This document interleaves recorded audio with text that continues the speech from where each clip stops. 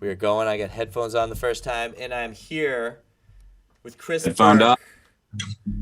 Chris Burke, singer, songwriter extraordinaire from Staff Johnson. Yeah. And he has influenced me, I know, in a lot of different aspects of my life beyond music. He's just an overall good guy, and you're going to love him. You're going to love this guy. So, Chris, what is new with you? First of all, I'm on here with you guys, and I'm happy to be here. Mike, Chuck, I was actually I was thinking about you guys recently because I went to see a show. I kind of getting, I guess what's new is gotten back into seeing some shows, right? Post COVID, I've seen a couple good ones in the last, I'd say, several months. But I was just at the House of Blues, Boston House of Blues. Saw this band called Camp, CAAMP. Ooh, So I don't know if A's. maybe it's Camp. Yeah. Yep. And I was thinking about, I can't remember if I've seen you guys more than once there, but I was reflecting on that show and thinking, wow, that must be a pretty fun venue to play at, is what was going through my head. So I was thinking, oh, next time I talk to Mike, I'll ask. But now I get to ask both of you guys at some point. So that's new. And then I turned 40. Yes. Happy birthday. Yeah. Thanks, Chuck. Thanks, man. A couple hours Mike and I ago, had some right? nice couple hours ago. Welcome to the club, man. Thanks, man. He's Yeah, fresh. here. He's a baby. He's a Yeah. baby. baby boy. Yeah, December 13th. So Happy hit that. birthday. Yeah. Thanks, That was this is a very reflective time, and it made me very thankful. Yes. It made me very thankful. Absolutely. That's probably to the question itself. That's probably what I've been up to. What most recent is being a little bit reflective, being thankful, turning that 40 corner. It's nice. It's a nice time to take a little pause. So Yeah. check your inventory. Right. Been doing a little bit of that. Yeah. I felt old until actually Matt Embry of the RX Bandits and now of Dispatch, Matt Embry, texted me and said, it's great to be the youngest person of a decade. That's a good point. And I said, wow, that made me feel young. I like it. Yeah, I had I think the day after turning 40, which you do feel that a little bit like self-reflective, like, oh whoa, hitting 40, this feels a little bit old. And then I had this kind of travel work trip. It was actually in Nashville. It was nice. I think it was the day after. And someone found out that it was my birthday, so it was a little recognition. I was the youngest person in the room. Maybe there was one other that was close, but so then all of a sudden I'm like, all right, I'm good. This is fine. Yeah. And they're like, one guy's like, I could be your father, and I'm like, okay, all right. So that just the cycle Softens the blow. Yeah. soften the blow a little bit. Yeah, exactly. That's Exactly. okay. It made everything okay. Yeah, Everything's good. everything is good. Everything is good, man. And so, like I said, you're the guitar player. You're the singer of Staff Johnson, band I play in. I'm lucky enough to play in. You kept me around for all the years. Because it's easy. That's an interesting perspective, but okay. It's easy to get rid of a drummer, dude. There's no melody there, You guys are wild cards. Yeah. Yeah, that's right. So, True. are there any new tunes you've written recently? Do you feel like excited about any songs that you got on the docket that you want to talk about? Oh man, yeah. So I got quiet on the music front for a bit, with life and family and having kids, and then sometime during COVID, I can't remember exactly when, my wife took the boys probably to where I'm sitting right now, which is my mother-in-law Judy's house. I think it was for like 5 or 6 nights, which was a good chunk. It's like the only time I feel like I can remember being by myself for a little bit. And all of a sudden pulled out the guitar and wrote like 4 songs. And I think, Mike, I talked to you a little bit about a couple of them, I'd hardly even played, and then got a few of them out. And then, I haven't done a lot with the recording stuff, but, got Emily's computer and laid down one track. I can't remember what I call it, but I feel pretty good about how it came out with all, while shaking all the rust off. And it felt really good. It felt good to just all of a sudden be like, oh yeah, this is still here a little bit. And It was nice to pick up a couple other instruments too and layer them over them. Mm-hmm. Try and pick out a harmony or two. So it was Yeah. it was fun, and it felt like old hat in some ways, but it also felt like, man, why don't you spend more time on this? But it's good to know that it's there when you've got the time to do it. Yeah, so you're stepping into Chuck's world a little bit there. Oh yeah, into the production world. Yeah, he's okay. He's doing. Tell Chuck, what have you been doing? What's new with you in the sound design world? Tell Chris a little bit about what you've been up to. Please, because it's nice. Like, I think Chuck's kind of doing some new stuff too, just like the way you felt that, Chris, like producing it, and then me, of course, producing this podcast. Like all that, production work. We're really experts in. You're doing a great job too, Mike. Really, it's coming together nice. I've been doing like sound design stuff primarily, for these scripted audio stories that really get distributed on like Audible. Okay. So it's these scripted audio dramas, and we've kind of taken them to like 11, as far as the like sound design. So it's like super detailed and stuff. So it's kind of cool. It's pretty intense. I'm like halfway through a thing now, and trying to finish up these songs that Mike and I recorded like in Vermont. Oh, nice. It's actually a bunch of different tracks from all over, but there's some I'm working on now that are from the old Gnome House studio in Vermont. And so Chuck, who is in those audio, the scripted audio? Like what was the last guy, the star of the last audio that you've been working on? Who's the guy? The last guy was John Lithgow. John Lithgow. Really? The one of my favorite bad guys. Yeah. Oh, he's fantastic. Yeah. Wait, and so it plays out there, plays out in episodes and. Yeah. So that one was like 10 episodes, and there was a bunch of people in that. The one that's done best was the one before that, which was what's his face from Breaking Bad, and Aaron Paul and Kristen Ritter. Okay. And a bunch of other people. So yeah, you get like especially now during it kind of was going during the pandemic, and it was super easy for people to do because they can just do their records at home, send it all in, and then the editor our editor just puts it all together, like the dialogue, assembles everybody's parts, and then I put all the background shit. So I'm trying to think. Lithgow, I mean, I first think of him in Footloose, like where he was just money as the preacher dad. But I'm trying to think of what else. So there's so much shit, man. There's like Lord Farquaad and Shrek. Like he was like mega in Shrek. Yep. 30 Rock. No, he was fantastic in 30 Rock. Yeah.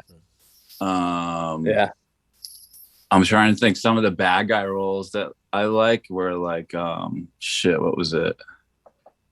It wasn't one of the Aliens movies. I can't remember exactly, but was he in Cliffhanger? Oh, could be wrong on that. That's Sly.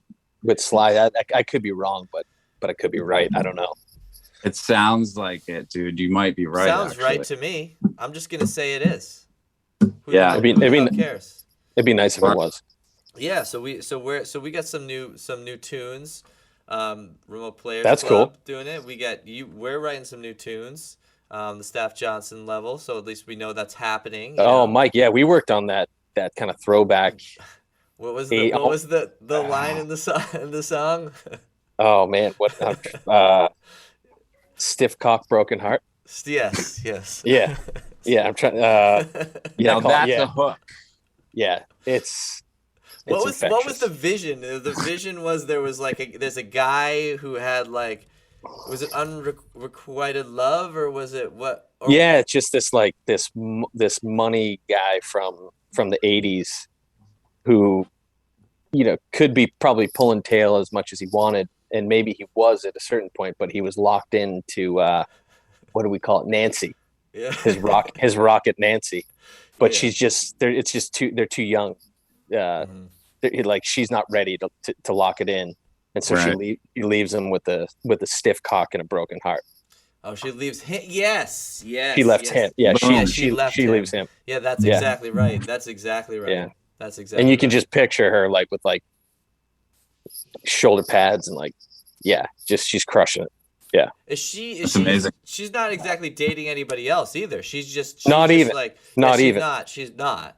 And this guy's maybe even hooking up with some chicks Yeah, afterwards. he's living his best life, Yeah. but he's just But he's Yeah. stuck on Nancy. Nancy's the one. Nancy's the one. Nancy's Wow. yeah. But is she? Like it doesn't even matter. He's just this, yeah. Right. Was this one of the four that you channeled? You know or what? is- Actually, now I think about it, no, that was kind of a little bit separate after that I was thinking of, but it came in that same period, but I think a little bit after where it was just like, oh, well, kind of the juices were flowing. Then it was Right. just like, oh, this is a fun idea. And then there was a little bit of a hook. And then Mike and I got together and jammed it out a little bit. And I certainly don't have the vocals to pull it off the way that I envision it. But, you could go a couple different ways with it. You could almost do like what were we talking about, Mike? Like you create a band that's like what do you call it? Like it's A mariachi band. Like a porno It's band? Yeah, porno mariachi band. Yeah, that's it. Yeah, And that would crush here in Vegas. yeah, it would. Oh man, I'd go to see It's that. like a backing band or like No, it's almost like It's like a fake band, or like it's Oh, yeah. kind of like how, not quite Daft Punk, but like it's like like it's not really who the people are. Okay, yeah. Oh, yeah. So right. it's like There's a personas. word for that. personas, Yeah, like, personas, for you know. like the you orchestrate it like a boy band in a way. You orchestrate it. Yeah, you Yeah, orchestrate it. it's like it's a porno mariachi band. Yeah, is it basically. like the Right. is it like the darkness, but like kind of like the Kind darkness of, somehow? kind of like that actually? know? Yeah. You yeah. know, but is the darkness real? Are they serious? Do they know? Dude, I just tried to buy one of their vinyls. I say just like 3 months ago. I mean, They're I'm still involved good.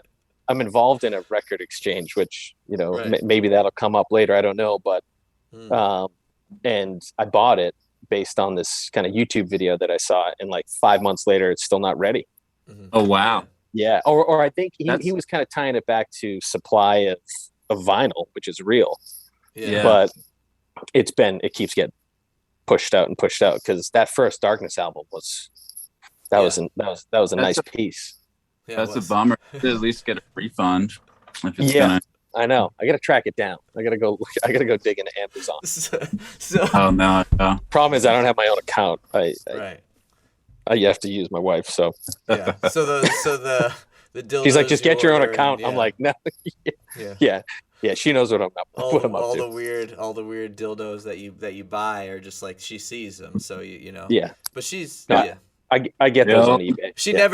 never sees them in person, but she Right. sees that you bought them, and she She asks you, knows. and she goes, "What are She you knows. doing with these things?" And you know, No, she doesn't even ask. She's a saint. she's She just accepts me. Yeah. Just exactly who I am. Yeah. We'll edit that out. So yeah, let's go back to venues, dude. What was your favorite venue to play with? It could be Staffy J. It doesn't have to be Staffy J. But I have a very specific favorite show and venue that I played with Staffy J. Oh, you do? I do. Oh man, I'd say on the whole Copperfields, because it was just like Wow. such a fun phase of life, and we just Yeah, every time we played there, we just blew it up, and it was just a complete dude, gong there was show. So many was all- people that would come to Yeah. at that age when it was like Yeah, 400 just that- people were like just like all just in their energy. The Yeah, This freaking, stiff cock, broken heart situation right there. that's it. Oh, there was a lot of young love that came out of those shows for friends and family. Yeah. Like like I think even marriages ended up were results of some of the meet and greets Yeah. Oh wow. at those. But yeah, I think at least two that I know of. Who? Tell us. Well, my cousin married a girl that we went to school with. my probably oldest friend in the world married a girl that was friends with us, and then my wife's best friend met her husband, actually not at Copperfields, but at one of our shows. So 3, and all married, and still to this day. And Met and like Chris, met there, not like bumped into each other again. It was like met there, then it went from there. So essentially, batting 1,000. So Yeah. essentially, who also met from Staff Johnson shows and married. How did I not think of this one? My sister and his brother. That's a great point. Wow, yeah. His I didn't even brother think of that. pretty much took my sister from a Staff Johnson show, did not say goodbye. Yeah. While we were all, there was like 5 or 6 of us hanging out. It's probably me, you, Doramio, and Marty Matt must and have been Danielle. Marty, yeah. And then all of a sudden, we're like, where's Matt and Danielle? Yeah. And it was like, Then how they're am gone. I not feared enough that like the girl's older brother's right there? You just leave, you just take her back to hook up with her for the first time without even saying, see you later. Like that, you know what I mean? Like, why my kids don't fear me either. I feel like, why am I not feared? To be fair, not to be feared, to be fair, you were the one that kind of planted the seed with my brother on that. I set it up. That's You set it why. up. That's why. That's So why. I don't think he felt like he owed you that at that Oh yeah, I know. I set it up. Yeah, I see. Oh, dude, how did I not think of that one first? Yeah, that's Senji's always like, well, I'm like, why do the kids beat me up? Like, why do they punch me in the face? She's like, you've always let them punch you in the face. You told them to punch you in the face when they were kids, when they were like 1 and like 2 years old. I'm like, but wouldn't they understand that now they're 6? That like it hurts my face? And she goes, no, you told him to punch you when he was 2. Like, that's awesome. Yeah, you're just training them.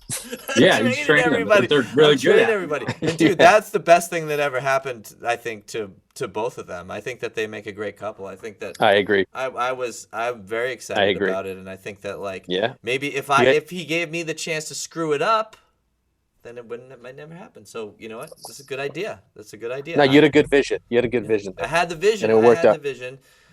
So finally, like one of like an heir of mine has the last name Burke.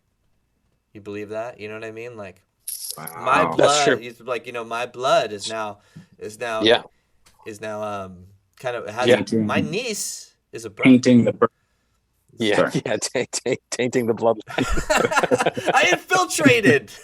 Yeah, I was trying my whole life, and then finally. What was your favorite? Okay, so Middle East Downstairs, I thought. Was so fun to play. I never played that with State Radio. I'd never played the Middle East Downstairs ever. It's super fun for sure. Yeah, right. That is. I feel like we did that twice. That I remember, and I agree. And they've got the cool little side room too, and it was nice. Yeah, I feel like we had the 2 shows that I remember. One, I feel like was it was around Halloween, and you kind of like chose bands to cover. Like that was almost like the theme that people were doing, and I feel like we did like the Police and Petty or something like that. And then the other one where I think Matt and Danielle met was we were doing our own stuff. No, maybe we even did 3 there. We did it because there was one where just the 3 of us played. But yeah, I agree with you, Mike. That was pretty fantastic. We had a lot of fun at those ones. And what was the one that we played? I remember this was after we played the Calvin Theater with State Radio. We played a Staff Johnson show somewhere in Somerville. And that was the other one I was going to say that is a topper for me. Johnny D's. Wait, was it the Johnny D's one? Oh, okay. Well, we did. Johnny D's was fun too. Yeah, that was that a great place got night. pretty packed. That place is gone, right? Did you ever play Johnny D's, Chuck? No. Where is it? It's in Davis Square. I think it was in Davis Square in Somerville. Yeah. Cool room, like really cool room. The way it was set up, like kind of had like a 70s. It felt like they probably built it in the 70s and didn't really change it like in the best way. And it was just a nice room. I think we only played there once, but I love that room. Nice. Mike, I think that was, are you thinking a Precinct maybe?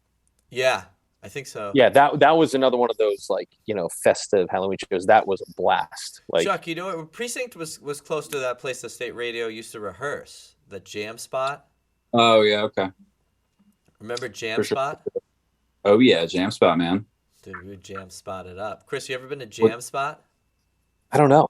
I don't think so. What's that? It's a just a little practice place that you like can rent out by the hour. yeah, I think we did that. We did once. Oh, dude, we did go to Jam Spot Yeah. that time. That was fun. Yeah, I remember thinking like, wow, this is a nice way to do it. Yeah. I remember when we used to Yeah. there was that building. It was right on, I think it's technically Boylston Street. It's been totally done over now. There's like Sweet Cheeks there, the barbecue place, but That's where my cousin works. I never. we been had there. that practice space. Remember that it was like down in the. It was like the type of place where you're like, you never find yourself alone there. Yeah. Right. Like you'd walk by the door 1,000 times and never know that it was anything, and then there was like 40 or 50 practice spaces in there, which it's certainly not there anymore. Yeah. Oh wait, was that run by the dude from Dropkick?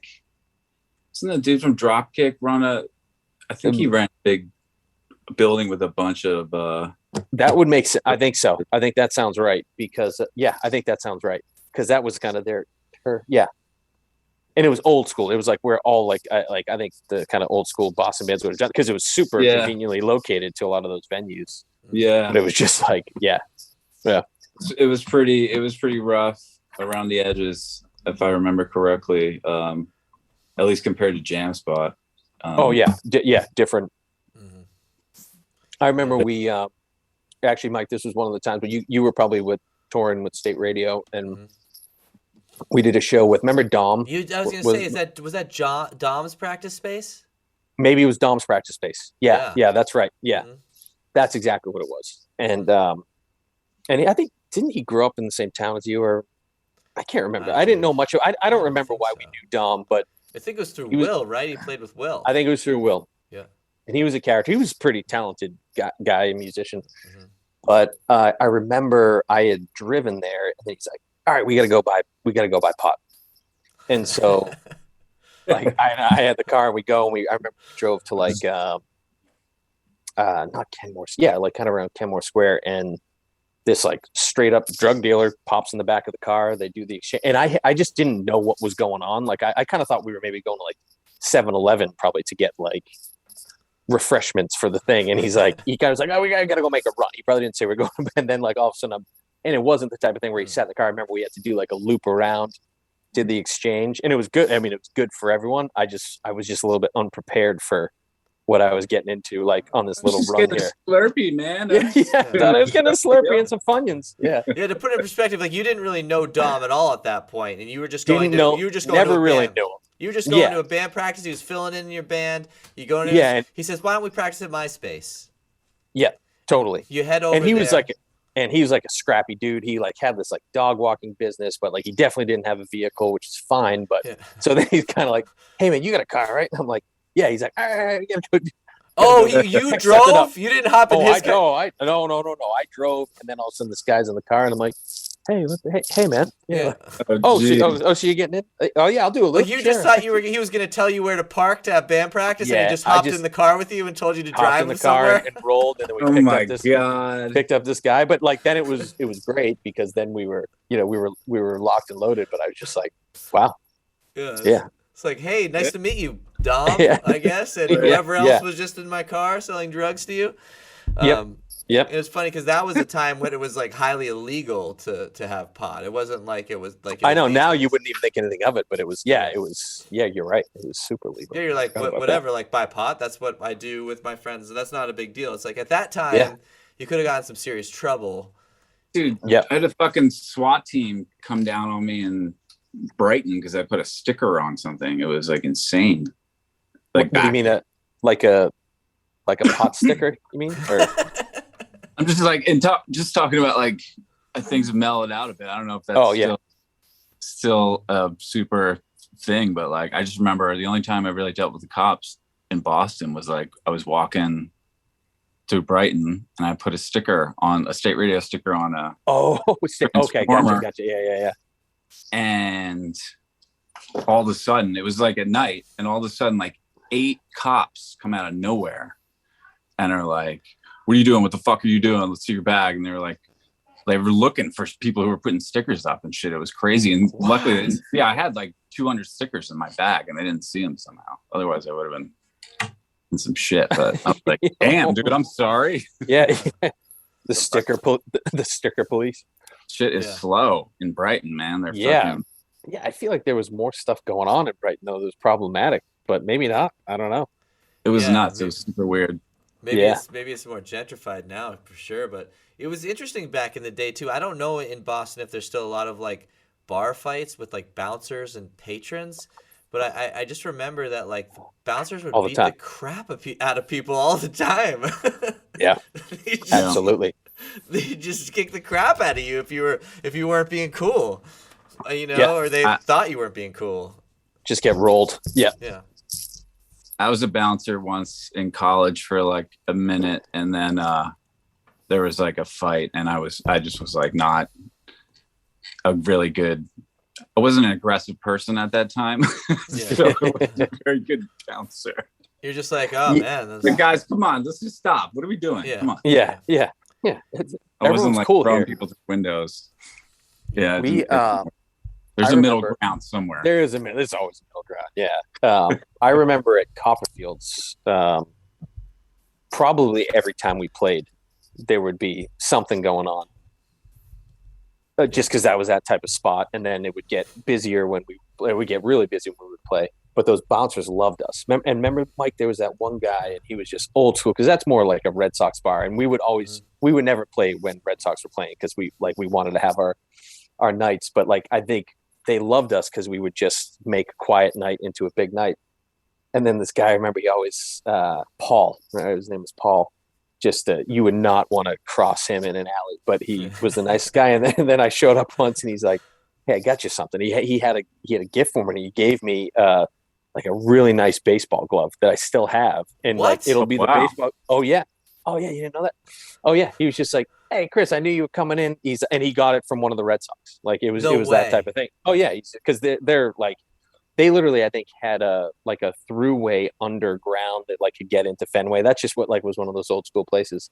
And he's like, I knew you were coming in. You guys are always great. He's like, I got something for you. And he gave me this like super nice like Wilson baseball glove or something like that. Which Oh, so that's my glove now. Yeah. But those guys would roll. They would. Oh yeah. That's the glove I would, pick up, play catch with now. Yeah. And there was always something going on at that place. Yeah.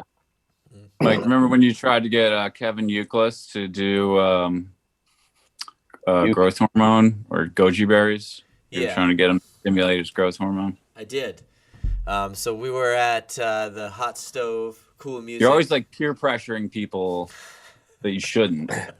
Yeah, Mike has an interesting peer pressure approach. Yeah, he's aggressively kind of like just puts it on people. Yeah. No matter who they are. Yep. Do you want me to tell the story, or do you want? Yeah, it's good. It's a good story. No, let's just dissect you as a person. Yeah, let's just tear you down first. So Kevin Euclid is backstage at the Hot Stove Cool Music Festival, and Theo Epstein used to put those on, Oh yeah. And he was awesome, dude. He was drinking what was he saying? Beechwood Aged. He was drinking crushing Budweisers, just going Beechwood Aged, and just like taking it down. And I'm like, this guy's an animal right now. I love this guy. And he was hanging, and Euclid was there, because the connection to Theo. And he was basically, standing backstage, minding his own business. And I had goji berries, and I was eating them. And I was like, do you want some of these goji berries, Kevin Euclid? They're great. And he's like, I'll try those. They're like health food. I've always seen those around, let me try those things. And he's like, is there bacon in it? Yeah. Maybe he wanted to be healthy because they're very healthy. We've seen him around. Maybe he was like, that's what he did. He was, we don't know that he ate bacon. Maybe he doesn't eat bacon. Does Tom Brady eat bacon? No way. I would never offer him bacon, guys. Come on. So you would though. Yeah, I might. That's what you would do. Yeah. I feel like Euclid looked like a guy who only ate bacon. Like, and I mean that as a compliment. But yeah, He's like a dude, like a thick dude. yeah, he's like an omelet guy. Like, yeah, Yeah, So okay, totally. so no, he didn't say that. He didn't say that. He said, "Oh, I wanted to try those," you know. He didn't say anything about bacon, but he did or say omelets. Yeah, he'd say, you know, I want some, and so the thing that comes in my head, and I think Chuck, you taught me this, right? Is that goji berries are one of the only things that naturally produce HGH, human growth It hormone. stimulates it. Stimulates okay. stimulates HGH. So I go, yeah, dude, you gotta try these. These are the like one of the only foods that naturally produce HGH. And he's like, has them in his hands, about to eat them. He's like, no, I can't eat these, dude. Are you serious? Yeah. He's like, can anyone hear this? Who's around? Yeah, What are you giving me these for then? yeah, And I'm like, You just got me fucking suspended, man. I'm like, oh yeah, man, I'm sorry, Yeah, bro. you're Like, yeah. I'm not a professional athlete, so I can eat these, you know. Like, I didn't think about that, you know. And he's just like, what is wrong with this guy, you know? yeah. No, he was just like, yeah, I'm sorry, I can't eat these, you know, whatever. But then So he didn't eat. Okay. he didn't eat Yeah. them. Luckily, because I don't don't think blame a fruit goji berries is going to get him in trouble, but who the heck knows? Well. But what Was- did happen was at the end of the night, he did say, I got to get myself a set of drums. That looks so fun, man. Yeah. And I said, yeah, it's Oh, that awesome. was nice of him to say. I didn't know that. Yep, he said that. I wonder if he did that. I wonder. Do you think Kevin Euclid has a drum set? Let's take a. I wonder if he's like a sick drummer now because of you. Yeah, he's so. Fired him. I'm guessing he has a drum set. I'm thinking he has a drum set. He's got a drum set and a huge box of goji berries. He's just drinking. I'm retired, man. I'd eat the shit out of these gojis and just crush some drums. You know, that's the thing to do. Yeah, just Yeah, getting- he hasn't had an omelet since that night. I bet. yeah, man. Converted him. Yeah, nice work. Converted Super him veg. from omelets. So, Chris, I gotta ask you a question. Yeah. And we have about 10 minutes left here on our timer, and I Yeah, so I'll really- keep it tight. no, Keep it tight. No, you got plenty of time for this. we need about 10 minutes for this. Tell us about the dad pad. Is there an NDA in place? Yes. All right, no, this is good. Yeah, let's go. We don't tell. You know what? No, we can skip it. We can No, skip no, it. no. We can skip it. No, no, That let's might do be it. A good platform for No, you. let's do it because hey, maybe there's a listener who's got a manufacturing capability or something like that. We'll hit you reach up. out. Yeah, the dad pad. You know, that was an idea that came out of during the COVID time, as you know, so many things did. It sounds like even this podcast, right? Was this kind of born during the time of like, hey, let's get creative. Let's do some stuff, right? Yeah. And this is only ideation, and I tested the water with some things, but basically, Mike, as you know, and Chuck, I mentioned earlier, I've got three young boys, and one thing I've noticed is that you're getting kind of hit in the beanbag area, like it's coming at you when you're they're kind of at that height, that level. Oh, yeah. And it's just happening, right? Anything from sometimes it's coming, sometimes you don't. And so I was thinking about, geez, is there a solution for this problem? And then also thinking about, humor is one of our best kind of antidotes during the COVID piece. Like, holy shit, dad pad. Like I've got a product for the people. And it's, essentially, think of a jock strap, think of a cup that's over the pants. Yeah. OTP. Yeah. And it's, it's kind of padded. It's got, it's, we don't have a design yet, but we've come up with some concepts. Okay. And it's, you think of it, you come home from whatever you're doing and you're about to engage with the kids, with the family, and you pop that puppy over the pant, you might have a pair of pleated khakis on, whatever it is that you have to wear in the moment, and then you pop that on, and then you have it hanging on a hook when you walk home. Do you like grab it off Yeah. the hook? it's like pad Yeah. pop the keys on the hook, take the pad off the hook, and And then, you're like, and then hey, kids! pop those Start on, and wrestling then with the kids. yeah, then you're just engaging. Another scenario, you're at the I don't know, barbecue right in the neighborhood, Right. There's like, a bunch of guys named Steve or, hanging around. Yep. And, Mhm. and, you've got your dad pad on. Maybe Steve doesn't. And, Steve's drinking some, shitty beer. And then like little Joey walks up and just speed bags him in the nuts. And Steve's not Right. ready for it. He spills his beer on his pleated pants. And then you're sitting there, you get your dad pad on, you've got a shaken martini in your hand, you get a frisbee comes across the yard, or Right. or little Joey comes to you, smokes you in the dad pad. You're just like, the part in your hair doesn't even move. Right. You're just like, hey, way to go, Joey. And you're just grooving along. So Is this there's an advertisement, or is this There's a like lot. a real life occurrence? this is how this product plays out. Yeah. Now, A lot of chances that. are this is an SNL skit, maybe tops, but Yeah, totally. I feel like there's something there. Think of the Snuggie, Mhm. but in my mind, a little bit more practicality than the Snuggie. But same idea. Like, ooh, I'm chilly. Let's throw in the Snuggie. It's like, oh, I'm gonna go play with my kids. Let me throw in the dad pad. Let me Oh, I'm protect going them. up to the park. Yeah, And yeah. and to bring it back to music, Chuck, one of the ideas that was kind of kicked around when we had discussed this, I think Chris, was Yeah. think about a Bluetooth speaker built into the dad pad as well, so you Put can that in. play some tunes from the dad. Yeah. pad. Then you got the guys kind of like hovering around the dad pad, like listening to some nice jams. Yeah. Yeah. Yeah. But that would attract attention to the area. I don't know if you want to do that. It's like, That's true. I mean, you could do like an E version. Maybe you have an E version where you can like monitor the temperature and the stability of the pad, and That's you a good hook it idea. up to Wi-Fi. It's fucking whatever, man. Yeah. It's 5G. Yeah, I'd go 5G if So what I'd go 5G. So Are we gonna get into the so wait, what are you talking 5G. about? The conspiracy 5G? shit? The dad pad is part of the download of the virus. Yeah. Listen, you want to be able to pump out like porn mariachi from this thing. I think it's got to be 5G. Yeah, you're gonna need that bandwidth, really. You Be got able it. to download Yeah. that shit. Yeah. I- So Totally. for anyone listening, if you're Have you thought about Shark Tank, Chris? in all honesty, yes.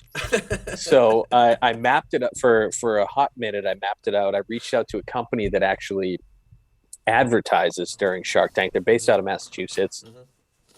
Chatted with them for a little bit. They basically are a company that can kind of take something from idea to I forget what they call it, like viable product or something like that. And then Right. then I got cold on it. But What yeah, was had the some. response? Yeah. I how didn't. I'll be honest. I didn't. I needed to sign an NDA. I'm like, here, I'll give you a couple tidbits on it. But I reached out to these guys, and they got back like that day. Mm. And they're advertising on CNBC or whatever, or CSNBC. Really? Yeah. And yeah, we probably had a 45-minute conversation about it, and then they kind of told me their business model and the whole thing.